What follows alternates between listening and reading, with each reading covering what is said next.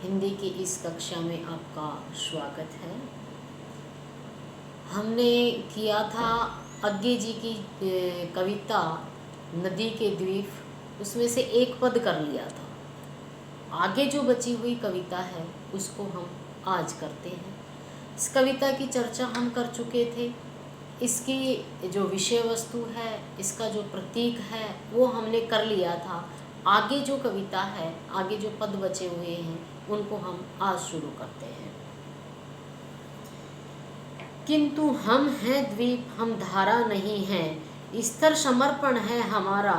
हम सदा से द्वीप हैं स्रोत स्वनी के, किंतु हम बहते नहीं हैं, क्योंकि बहना रेत होना है। हम बहेंगे तो रहेंगे ही नहीं, पैर उखड़ेंगे पलवन होगा, डहेंगे सहेंगे बह जाएंगे, और फिर हम चूर्ण होकर भी कभी क्या धार बन सकते हैं। रेत बनकर हम सलील को तनिक गंदला ही करेंगे, अनुपयोगी ही बनाएंगे।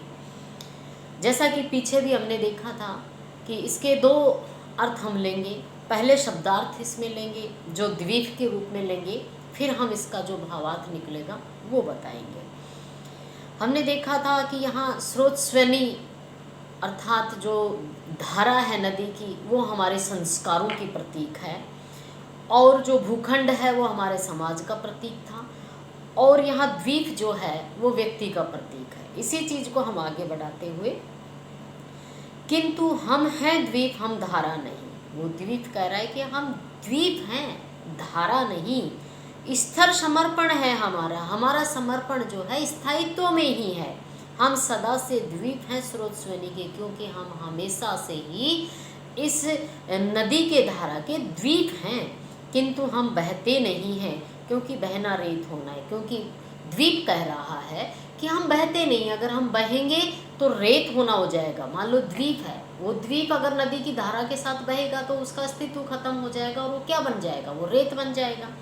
और रेत बन करके भी क्या होगा, हम बहेंगे तो रहेंगे ही नहीं। वो कह रहे हैं कि अगर हम बहेंगे तो हमारा कोई अस्तित्व भी नहीं रहेगा, पैर उखड़ेंगे। ये कह रहे हैं कि हमारी जो पैर हैं अर्थात जो उनकी जड़ हैं वो धीरे धीरे पानी में गिरता चला जाएगा, उखड़ता चला जाएगा, बहता चला जाएगा, पल्लवन होगा अर्थात बाढ़ आ जाएगी, डहेंगे हम, डह जाएंगे, सहेंगे और बह जाएंगे। इसके बाद हम धीरे धीरे उस पानी की धारा के साथ बह जाएंगे, और फिर हम चूर्ण होकर भी कभी क्या धार बन सकते। ये करें कि ठीक है हम बह भी जाएं, लेकिन क्या बह कर के हम कभी वो धारा बन सकते हैं? वो धारा तो हम कभी नहीं बन सकते, अर्थात हम बह कर के भी कोई उपयोगी तो हो नहीं सकते।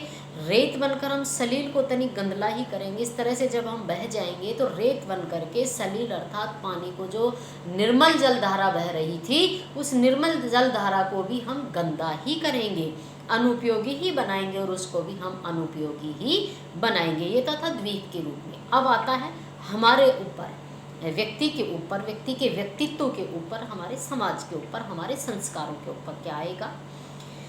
करें किंतु हम हैं द्वीप, हम धारा नहीं है। द्वीप प्रतीक था व्यक्ति का।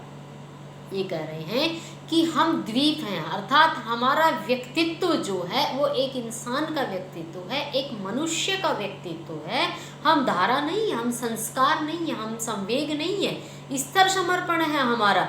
जब तक हमारे विचारों में, हमारे संवेगों में स्थिरता नहीं आएगी, तब तक हम धारा की तरह अगर बहते ही चले जाएंगे, अर्थात विचारों के साथ जैसा मन में आया वैसे ही मन के घोड़े पे सवार होकर के हम दौड़ने लग गए, तो ठीक वैसे ही जैसे वो द्वीप जल की धारा के साथ दौड़ेगा तो क्या होगा, वो बह जाएगा। वैसे ही अगर हम मन के घोड़े के साथ अर्थात अपने संवेगों के साथ दौड़ने लगेंगे तो हमारे संस्कार जो अगर नहीं होंगे तो हमारा भी अस्तित्व खत्म हो जाएगा।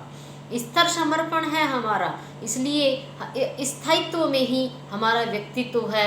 हम सदा से द्वीप हैं स्रोत स्वनी के, हम इन संस्कारों के द्वारा गढ़े हुए द्वीप हैं, अर्थात हम इन संस्कारों द्वारा बनाए हुए व्यक्तित्व है हमारा।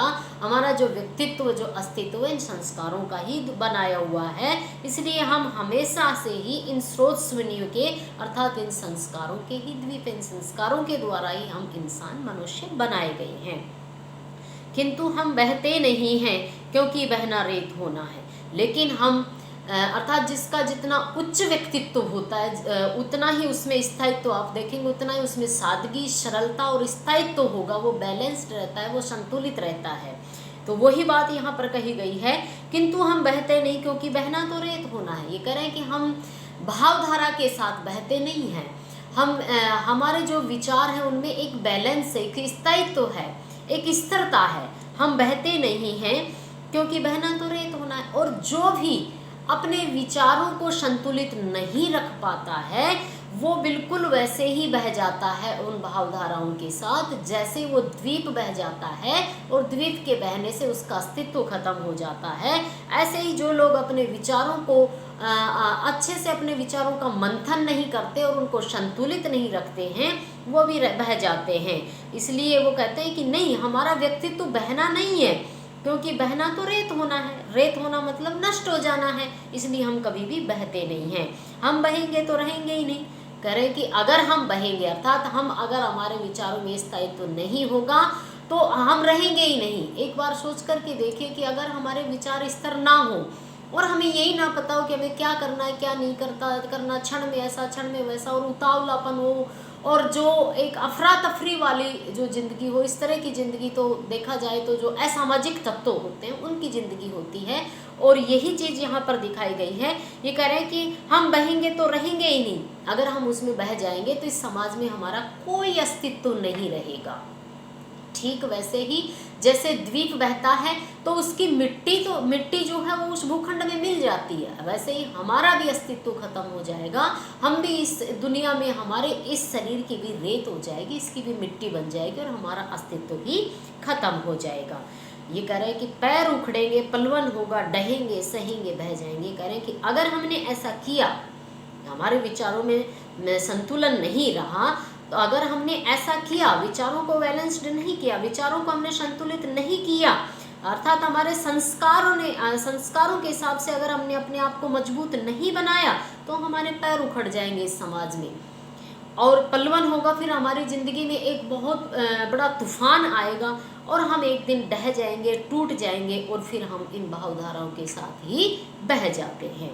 और फिर हम चूर्ण होकर भी क्या धार बन सकते हैं। करें कि ठीक, अगर हम बह भी जाएं हम भावधाराओं के साथ, लेकिन बह करके भी क्या हम कभी धारा बन सकते हैं? अर्थात हमारा अस्तित्व ही खत्म होना है। हमने देखा है, छोटा सा मैं आपको उदाहरण दूंगी कि जो लोग असामाजिक तत्व होते हैं वो जब वो इन भावधाराओं में बहते तो बहुत उतावलापन आता है और वो सीमाओं को लांघ जाते हैं। और जब वो सीमाओं को लांघ जाते हैं तो वो किसी को भी मारना, काटना, फाड़ना, ऐसा वो काम करते हैं। और फिर वो देखना कुछ देर के लिए जैसे बहुत वेग से बह रहे हैं, और वेग से बहते हैं तो ज़्यादा समय तो टिक नहीं पाते और फिर उनका अंत हो जाता है और वो नष्ट हो जाते हैं, अर्थात वो बह जाते हैं इस धारा में और वो बिल्कुल क्या हो जाते हैं, मिट्टी बन जाते हैं। रेत बनकर हम शरीर को तनिक गंदला ही करते हैं। जैसे वो द्वीप टूट करके पानी में गिरता है, निर्मल जल धारा में गिरता है, तो उस जल धारा को वो जब हम देखते हैं कि बहुत तेज नदी बहती है तो वो कैसा पानी होता है, बहुत गंदला सा पानी होता है। लेकिन अगर वो धीरे धीरे निर्मल बैलेंस में अगर वो जलधारा बहती है तो बहुत ही निर्मल और स्वच्छ पानी होता है। इतना स्वच्छ होता है कि उसकी तलहटी में पड़ा हुआ भी हर एक चीज़ हमें दिखाई दे जाती, इतना स्वच्छ होता है, इतना निर्मल होता है वो। तो ये कह रहे हैं कि रेत बनकर जिस तरह से वो तेज वेग के कारण वो द्वीप जो है वो रेत बन उसमें गिरता है तो वो रेत बनकर उसके साथ बह जाता है, उसका अस्तित्व खत्म हो जाता है। ठीक उसी तरीके से अगर हम भी भावधाराओं के साथ बहेंगे, अपने आप को संतुलित नहीं रखेंगे, तो रेत बनकर शरीर को तनिक गंदलाई करेंगे। हम भी जैसे वो पानी को गंदा करता है वैसे हम भी इस समाज को गंदा ही करेंगे।